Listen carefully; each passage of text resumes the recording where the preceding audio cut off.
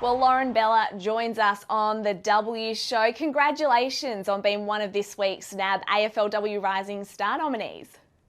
Thanks, Nat. It was definitely a huge surprise. I'd already moved on to preparing for next week, but I guess I'm doing something right if that's the case. You certainly are. I want to talk a little bit more about your football journey. You were drafted originally to the Lions in 2018, and then after a year there, you moved over to the Suns when they came into the competition. Just talk me through your footy journey.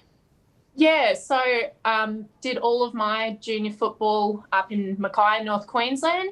Got drafted to Lions, which was great. I'd known Craig Starcevich for a really long time, and I'll always be grateful that he gave me the opportunity to get into the league through there. But Suns has always kind of been my home. They've looked after me all through junior, so it was kind of a no-brainer to move here, and I've loved it ever since.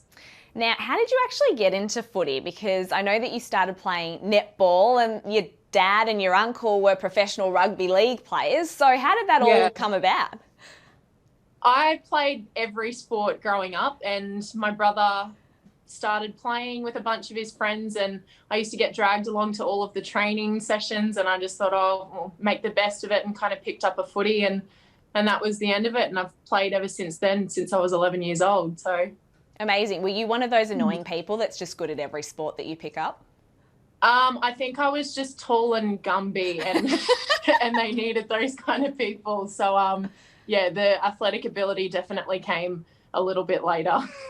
Now, your football story is made even more remarkable, Lauren, with the fact that you're legally blind. Can you just talk to me about, I guess, the challenges that have come with that?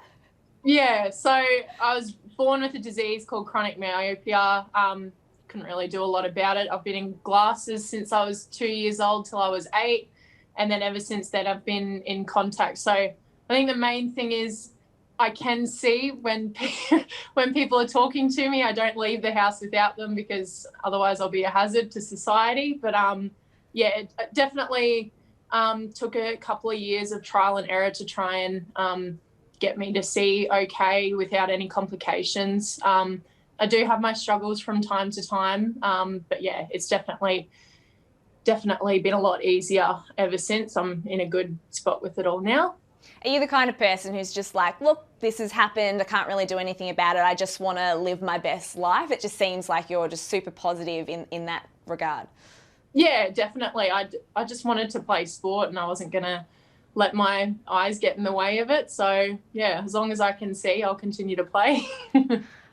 When we love watching you play. Yeah. Right now, you are the #1 ruck when it comes to hitouts in the competition. Just talk me through where this improvement in the last 12 months has come from. Yeah, I worked really, really hard over this pre-season. I topped hitouts last year, but I wanted to improve my game around the ground more this year. So that was definitely a big focus. And my midfield coach, Andrew Swallow's been really, really good with body work, and we've been doing heaps and heaps of extras. So that was a part of my game that I definitely wanted to improve, and feel like I have been getting better each and every week. But yeah, always want to be better. There's always more work to do, so I'll continue to do that. It's obviously been a tough season for the Suns. What's the feeling like amongst the group at the moment? We end up being positive every single week. We never go into a game thinking that we can't win, because we have trained so hard over the entire pre-season. We've just been a little bit unlucky with results, but we're just waiting for it all to click together. But yeah, we've got a really positive attitude towards it, and we do want to finish off the season well and win games. So yeah.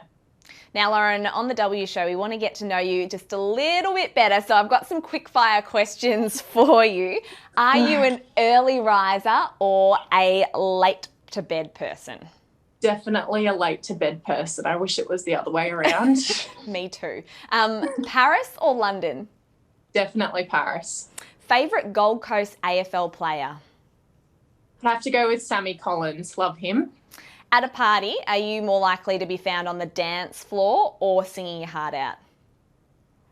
That one's hard. I can't do either of them, but I do end up doing it. So, but probably dancing. I do love a boogie. You might be doing both right at the end of the night, I'd say. A TV show that you've binge watched recently?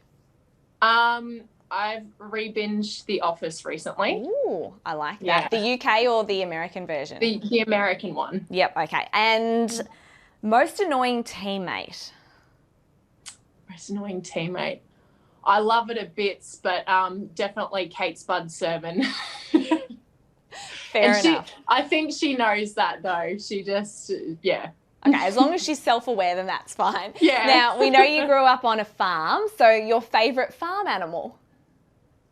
I've always loved horses. Don't want to put it out there that I'm a horse girl, but yeah. Do you have any tats? I do not know. Chinese food or Italian food? Got to go with Italian food. I can't go against my roots. No, exactly. If you could become an expert on one musical instrument, what would it be? I actually played the trumpet growing up. However, I probably would love to learn the saxophone. I think it'd be so cool. Oh, we might have to get you to play some trumpet for us one day. Oh, no. Lauren, thank you so much. In a while. Thanks so much for joining us on The W Show. That's right. Thanks for having me, Nat.